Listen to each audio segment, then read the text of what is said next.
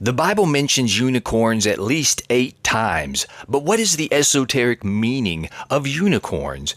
And as many mistranslations as the King James Version has, why do I prefer the King James Version? As far as the mistranslation goes, the appearance of unicorns in the Bible, specifically the King James Version, is attributed to a mistranslation that occurred in the Greek Septuagint and was carried forward in later versions. The original Hebrew word, reem, likely referred to a wild ox, which was then translated as monoceros, which means one-horned in Greek. So monoceros could cover rhinos and other one-horned animals. There was actually a Greek word for rhinoceros, which is very similar to rhinoceros, but I believe it was spelled with a K instead of a C. So the mistranslation then led to the use of unicorn in the King James Version and other early English translations. A really interesting thing is that when you point out that there are unicorns mentioned in the Bible, some people get really offended over this, as if believing in unicorns is just way too far. As if talking snakes, talking donkeys, and 300-mile-long underwater fire-breathing dragons and virgins giving birth is just normal stuff. But when you point out unicorns, those same people are quick to tell you that it's just silly to believe that unicorns ever existed. To be honest with you, it all sounds a bit silly and unbelievable if you interpret it as literal. The reason I prefer the King James Version is because it uses words like unicorns. It uses powerful esoteric language. And the New Testament is so direct and in your face about what you should and should not interpret as literally. You should not interpret that snakes talk as literal. You should not interpret that donkeys talk as literal, because they don't. They just don't. It's an allegory. It's obvious what's allegory and what's not allegory in the Bible. People resurrecting from the dead physically does not happen. That is an allegory. So let's talk about the esoteric meaning of unicorns. In esoteric symbolism, the unicorn represents a powerful combination of innocence, purity, and divine or spiritual insight. It also symbolizes unity because of the one horn. The objective of reading the scriptures through an esoteric lens is to be able to highlight these attributes within yourself, to be able to bring them to the surface. These symbols, like unicorns, are archetypes, okay?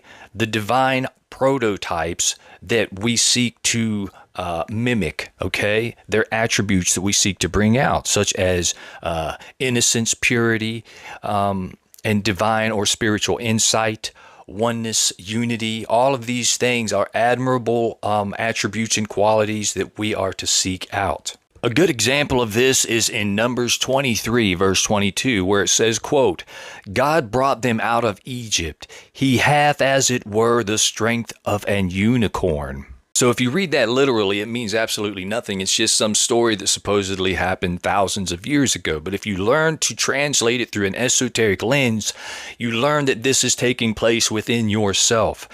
God, Source, is bringing you forth from Egypt with the power of a unicorn, okay? All of those attributes are found in yourself, and they are what will bring you up out of the depths of Egypt, because Egypt is symbolic of the lower self or the material world, okay?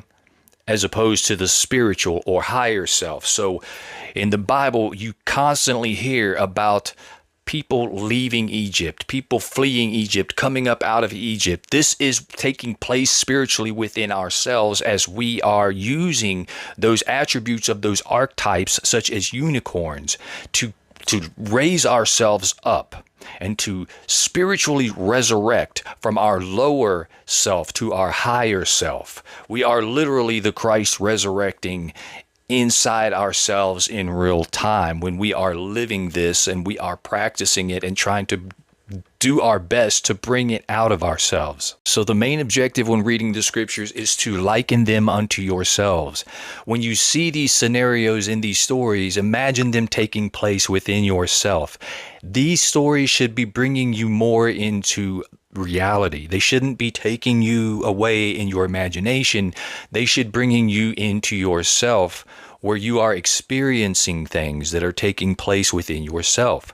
We are all fighting some kind of a battle. We are all trying to achieve something. We're all trying to do better in some way. So that's what these stories are about. It's about becoming closer with Source, with God. Another meaning of the horn on the unicorn is the third eye, that one horn in the center representing the third eye. The scriptures tell us, let thine eye be single to the glory of God, right? So if your eye is single, you are focusing on the oneness, the source, okay? You are acknowledging that you are not your thoughts, you are not your feelings and your emotions. Those things are all coming and going, but there is one thing that remains, that oneness, the solid, true identity of yourself that never changes, okay? No matter what opinions you might have that come and go, you know, you can have an opinion about something one day and then a month later say, well, I changed my mind about that, you see. But what you really are is just pure awareness, just like the unicorn symbolized purity, okay? That is true purity, is singleness of mind. Hopefully this has been edifying or at least entertaining to someone. If you enjoy this content, don't forget to like, leave a comment, share with somebody you think might be interested in this. And until next time, be ye wise as serpents.